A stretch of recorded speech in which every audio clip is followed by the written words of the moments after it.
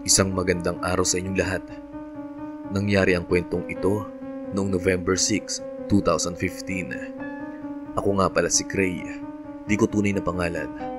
Ang itsura ko ay isang simpleng payatot na nerdo.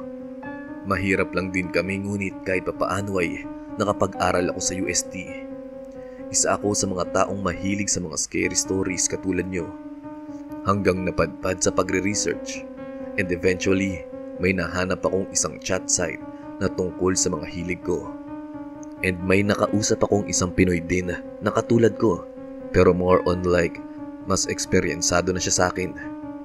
Isa sa mga convo namin ang nakapag-trigger ng curiosity ko. Sinabi niya kasi na meron siyang mga kilala na at kaibigan na demonyo. Actually, hindi naman daw sila lahat na demonyo ay masama. Surprisingly, taga Manila na din siya at nagkita kami. After 3 hours ng pag-uusap namin, isinama niya ako sa isang underground bar at nagulat ako kasi halos lahat ng mga tao doon ay nakasuit kahit babae, parang cult or Illuminati. Kinausap ako ng isang babae. Ang pangalan niya ay si Chrissy, 3rd year student sa LPU. Napakaganda niya talaga kahit nakasuot ng suit at mabango din. Isa rin daw siyang thrill seeker katulad ko.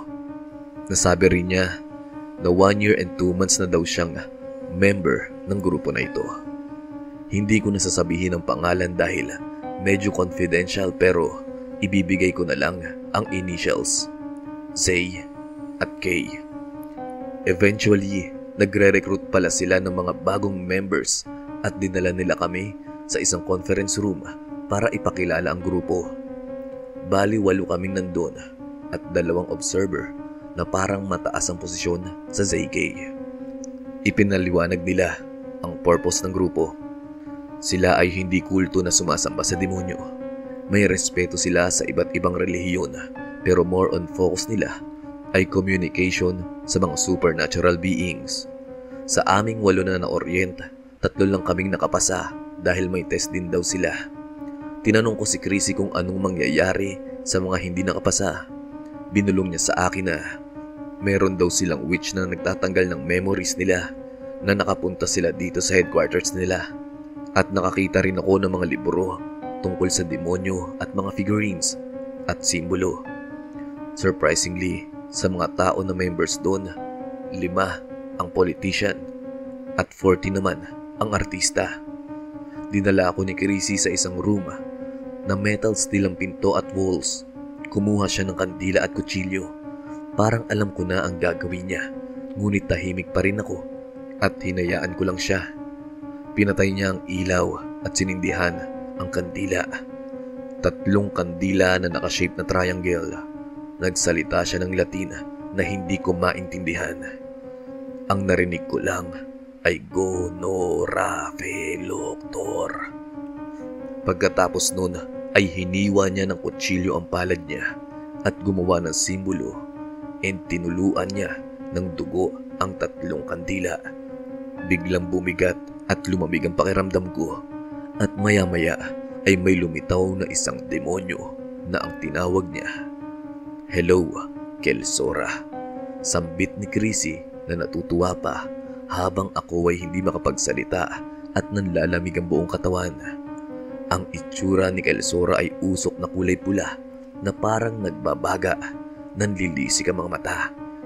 Ngunit nakangiti nang makita si Chrissy. Tumingin sa paligid si Kelsora hanggang sa nakita niya ako. Hindi ko alam kung namamalikmata lang ba ako, pero once na nagblink ako, nakaharap na siya sa akin at napakatalas ng kanyang tingin. Napasigaw ako nung nagsalita siya. Sino ka? Sabi niya na ang boses ay parang distorted na parang demonyo, katulad sa mga pelikula. Buti na lang at sumingit si Chrissy. Hoy Kel, tigilan mo na nga yan. Magpalit ka na ng pangtao, susuntukin kita dyan eh. Hanggang sa pagpikit ko ulit, ay naging anyong tao na si Kelsora.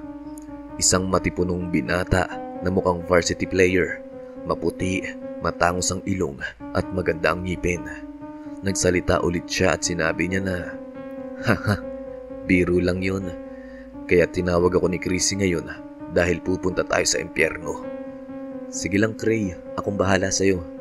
Pang 20th time ko na to dahil ako ang nag-i-introduce sa mga ibang bagong pasok sa ZK. Don't worry. Napatango na lang ako at hanggang sa nagsimula na naman ng bagong ritual si Chrissy.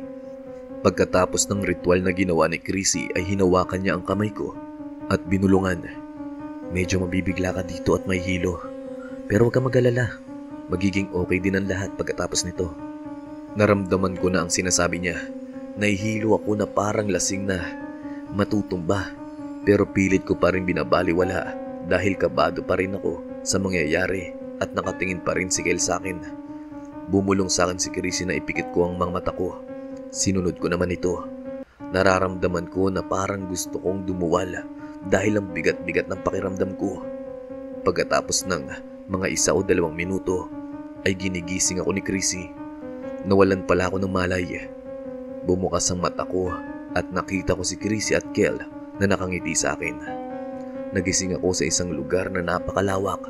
Hindi siya tipikal na naririnig o nakikita natin. Pero yun pala ang impyerno. Hindi umaapoy ang lugar, pero maraming nakasindi na kandila. Medyo mainit nga lang ang pakiramdam doon. Hoy Cray, okay ka na ba? Oo Chrissy. Anong nangyari? Ba't nakahiga ako? Nahimatay ka eh. Ganyan talaga lahat ng first time dito. Hindi nila kaya yung sensation pero masasanay ka rin. Kasi babalik ka pa ulit dito. Oy, tumayo ka dyan at may pupuntahan pa tayo. Sambit ni Kel na medyo inis na sa akin. Tumayo na ako at naglakad na kaming 3. Habang naglalakad kami, ang dami nang tumatakbo sa isip ko. Paano kaya kung panaginip lang to? Parang hindi totoo. At iniisip ko pa rin ang mga nabasa ko sa internet na maraming mga tao doon na nasusunog. May hinintuan kaming isang kwarto. Binuksan yun ni Kelsora at pagbungad ko ay nakita ko ang isang malaking logo na gawa sa dugo dahil pula ito. ZK ang nakalagay. Siguro nga ito na yung pupuntahan namin. Pumasok kaming 3 at nakipagkilala sa mga nandoon. Kinamayan ako ng isa doon. Ako pala si Claire. Hello po, ako po si Cray. Si Claire pala ay isang babaeng maganda at sexy. Parang katulad din ni Chrissy.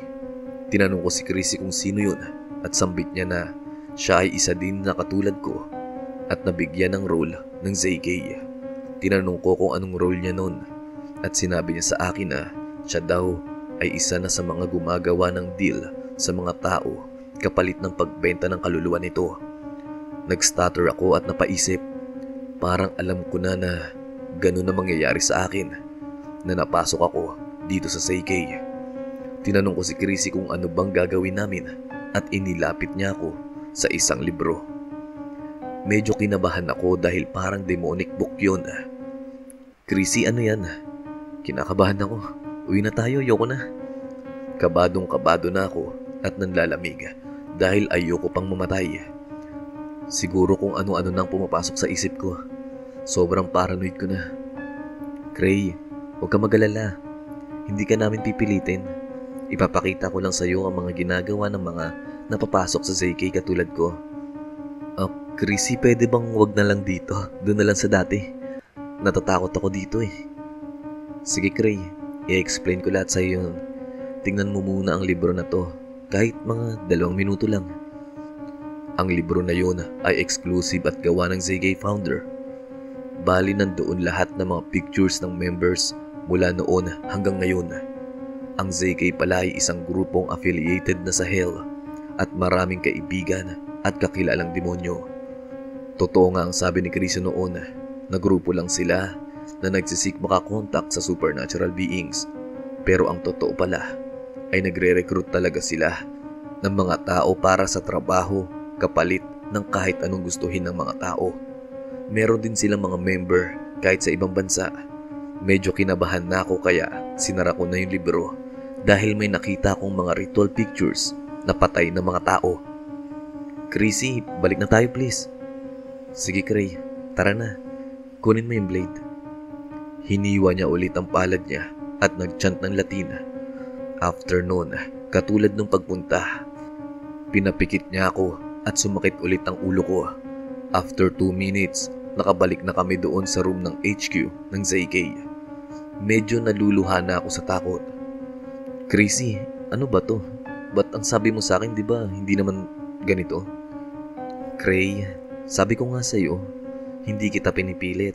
Bihira lang ang ganito. At pwede kang maging mayaman kaagad. At mabubusog yung curiosity mo sa lahat ng malalaman. Chrissy, uwi muna ako. Gusto ko magpahinga. O sige, tatawagan kita ulit bukas. Sinamahan niya ako palabas na medyo malungkot ang muka. Pero ako, takot at kaba pa rin ang nasa dibdib ko. Nakauwi na ako at doon na ako nasiraan ng bait.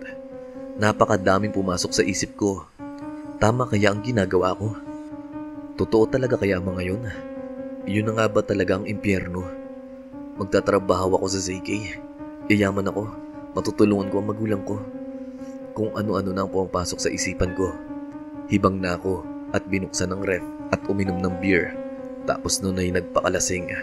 Medyo nagugulo ang isip ko at mas nangibabaw ang pagsali ko kaysa sa pag-ayaw sa ZK. Ikaw ba naman ang yayaman at magkakaroon ng maraming pera?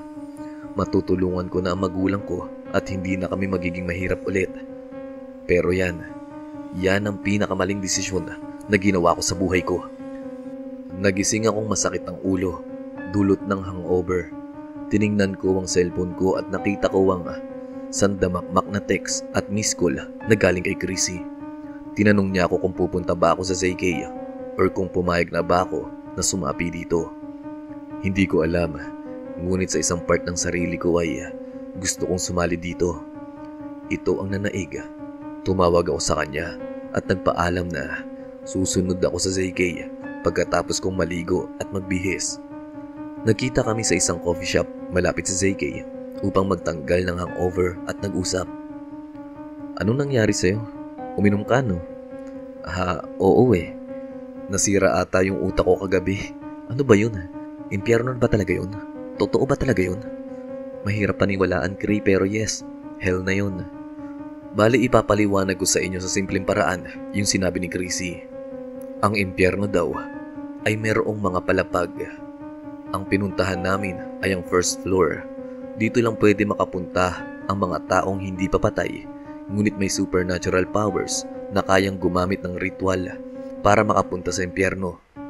Ang second floor naman ay exclusive lamang para sa mga demonyo. Ang third floor naman ay katulad ng naririnig natin at nababasa.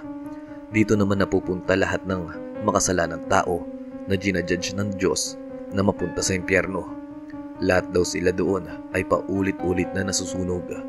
Lahat ng taong hindi nagrepent kay God ay nandoon. Isa daw sa mga nasusunog doon ngayon ay isang pope. At tama ang balita, nandoon din daw si MJ.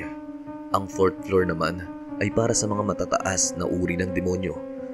Kumbaga sa ranggo ng pulis ay may mga generals na. Walang nasabi sa akin si Chrissy patungkol sa last floor dahil ang sinabi lang sa kanya ni Kelsora ay ang lugar na yon ay para lang kay Lucifer. Naitanong ko din ang tungkol sa ZK. Ang founder daw nila ay nagkaroon ng contact sa isang general ng demonyo at nagsimula na ang affiliation ng ZK sa impyerno. Kaya isa daw kami sa mga merong access sa first floor ng hell. Namatay daw ang founder namin sa sobrang curiosity dahil tinangka daw nitong gumawa ng iba't ibang ritual patungkol sa pagpasok sa langit, ngunit nasunog lamang ito. Hindi rin alam ng ibang miyembro kung nasaan at napano na ito hanggang sa mapalitan at magpatuloy pa rin ang ZK. Ang leader naman ngayon ng ZK ay ang tanging nakakausap lamang sa mga generals ng demonyo patungkol sa mga statistics ng trabaho at iba pa. Lumipas ang mga ilang linggo. Ngayon ay nagtatago ako. Dito muna ako magtatago sa kung nasan man ako ngayon dahil ang daming nangyari sa totoo lang. Hinihintay ko lang mapuno ang bus at magbabiyahe na rin ako paalis dito. Pasensya na kayo pero mali ako. Maling-mali ang lugar na napasukan ko. Si Chrissy, nilinlang niya ako. Lahat sila pare-pareha sila. Ang mga artista at politician ay palabas lang nila. Narinig ko sila, pinag-uusapan nila ako. Gagawin nila akong alay. Papatayin nila ako. Hindi ko alam Nababaliw na ako. Sobrang lamig dito sa bus pero iba pa rin ang nananaig sa katawan ko. Kinakabahan ako. Ang dami nila. Hinahanap nila ako. Ako ang pakay nila. Ayaw nila sa iba. Ako ang gagawin nilang alay para sa ritual. Ang pagbisita ko sa impyerno ay totoo. Alam ko sa sarili ko yun. Pero nilinlang nila ako. Hindi nila akong gustong maging miyembro. Nagustuhan nila ako dahil sa hilig ko sa mga ganito.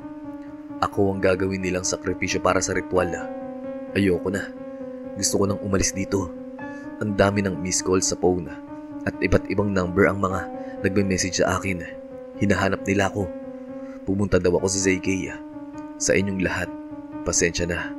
Akala ko maganda ang lahat ng mangyayari sa akin dito. Kung makaligtas man ako sa kanila, susubukan ko ulit mag-update sa inyo. Iba sila. Hindi sila ordinaryong mga tao. Natatakot na ako. Pasensya na kung hindi ko na natuloy na maayos yung storya ko. Susubukan ko kung makakaligtas ako. Alam kong nag-aalala na rin yung mga magulang ko sa akin. Dahil hindi nila alam kung nasan ako. Kahit mga kaibigan ko, wala silang alam sa lahat ng mga nangyari sa akin ngayon. Kung hindi ko man masundan ang kwento na ito, alam niyo na. Kung nag-enjoy at kinilabutan kayo sa story natin ngayon, pwede kayong mag-subscribe at kung nais nyong ibahagi sa ating channel ang mga kapanindig balahibong mga karanasan nyo, maaaring lamang kayo magpunta sa ating description box at nandoon ang link sa ating Facebook page. Paki-message na lang ako. Maraming salamat po.